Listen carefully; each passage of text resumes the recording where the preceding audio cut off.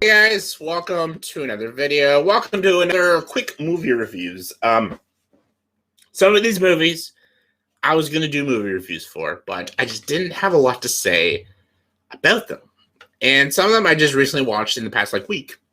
Some of these I watched in December, so I just thought there was no point of talking about them because it's kind of old news. But some of these I watched pretty recently because I know the Oscars are coming up soon, so we gotta be prepared for the Oscars.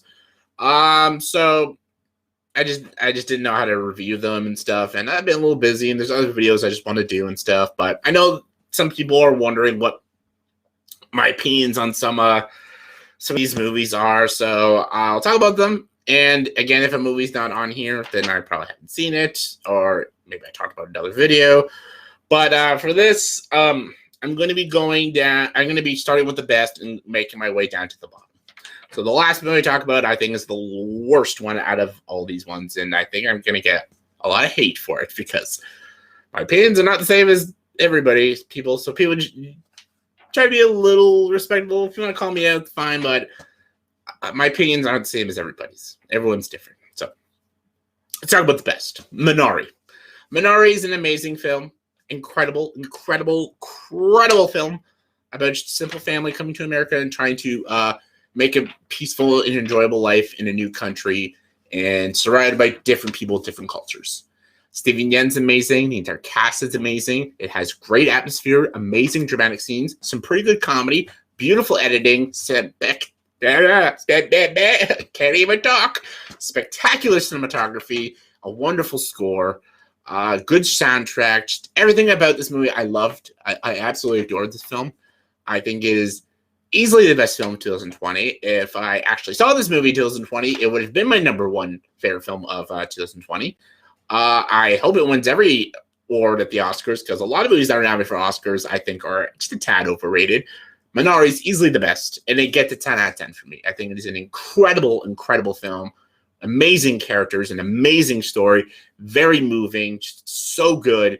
Definitely check out Minari. It's fucking incredible. My next favorite, I love this movie too, Wolfwalkers.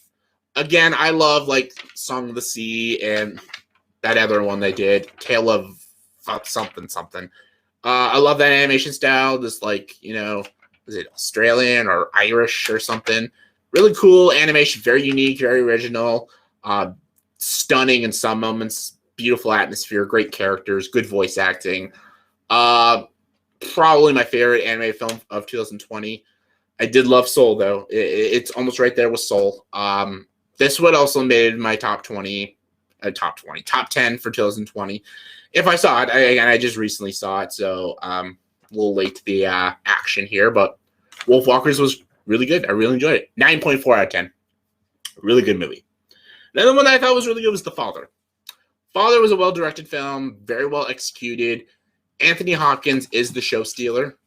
I do like Olivia Colman in the movie as well, but Anthony Hopkins is incredible in this film.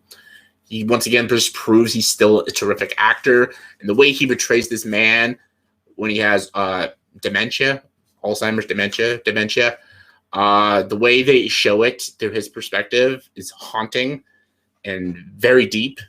I thought, again, just there's some brilliant scenes in this movie. There are some dull moments here and there and some pretty boring moments and some dialogue moments that just fucking drag. Oh, God, get on with it. But I still thought it was a very good film, and I would definitely recommend it. It's a little sad, a little depressing, but still very good. 8 out of 10 for The Father. Nomadland. Everyone's saying this is the front runner for the Academy Awards. Cool. I thought it was good. I thought it was a well-shot film. I think Frances McDormand, once again, proves she is a talented actress. I really like her as an actress, and I think she is solid in this film. I think the director is very talented and knows what they're doing. With the exception of Frances McDormand, though, I think everyone else is just okay performance-wise. I think some of the characters are a little dull and a little one-dimensional. I think there's some scenes, again, just like The Father, kind of drag, and it's a little mum-drum and a little, some of those watchable film for me. I would never watch it, Nomadland, again, but I'm glad I watched it the one time. But yeah, I don't see it as a masterpiece, but I do see it as a good film. I give it a 7.5 out of 10. I think it's good. It's a good movie.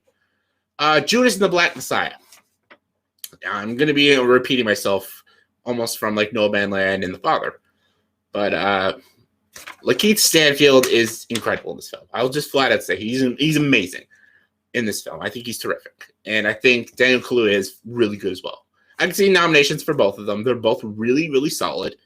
It has an interesting message. It's very timely, very, very socially relevant. And I think a lot of people will see this movie as a masterpiece.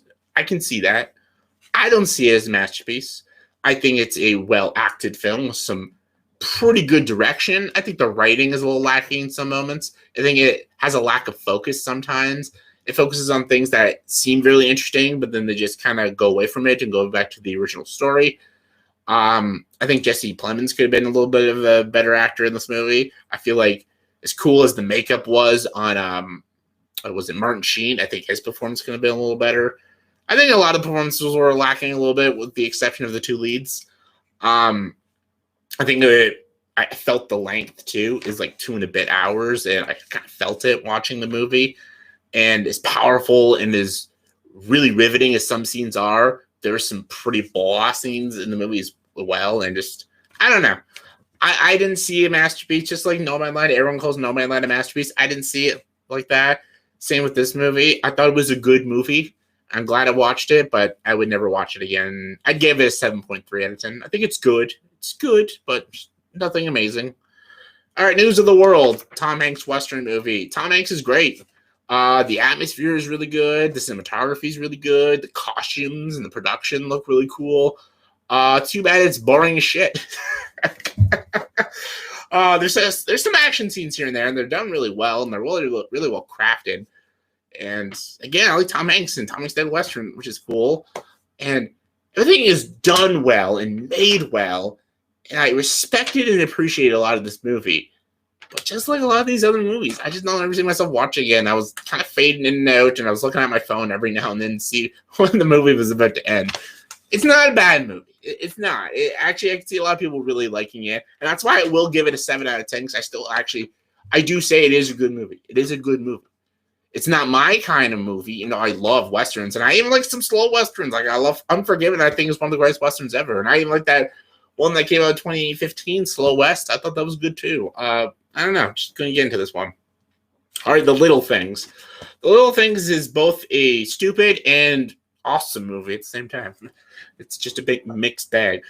Every time there's something brilliant in this movie, there's something stupid in this movie. So it's quite remarkable to watch. I think Denzel is incredible in this movie. I think he's super good. I also think Jared Leto is really good in this movie. And I think the build-up is really good. And I thought the first 2 acts of this movie were fucking solid. And I didn't know what the hell the critics were talking about when they were bashing this movie. I'm like, this movie's fucking brilliant. Awesome. Atmosphere, the acting, the writing. The ending is so dumb, though. It is so fucking stupid. The third act is just so... The direction it goes is literally... It's so fucking... I will not spoil it, but it is so dumb. It is so fucking stupid. I hated it. Legit hated the third act. I thought the first 2 acts was like a 9 out of 10 movie. I thought this was brilliant.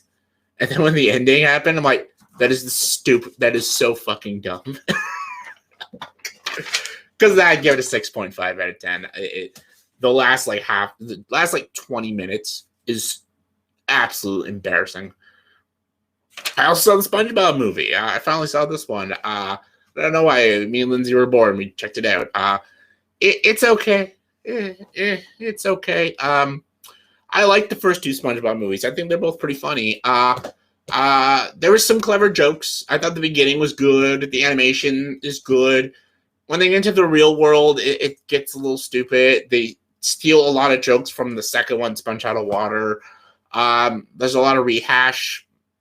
There's a lot of silly one-liners and dumb pop culture references and just jokes I've seen in other comedy films and other kids' films.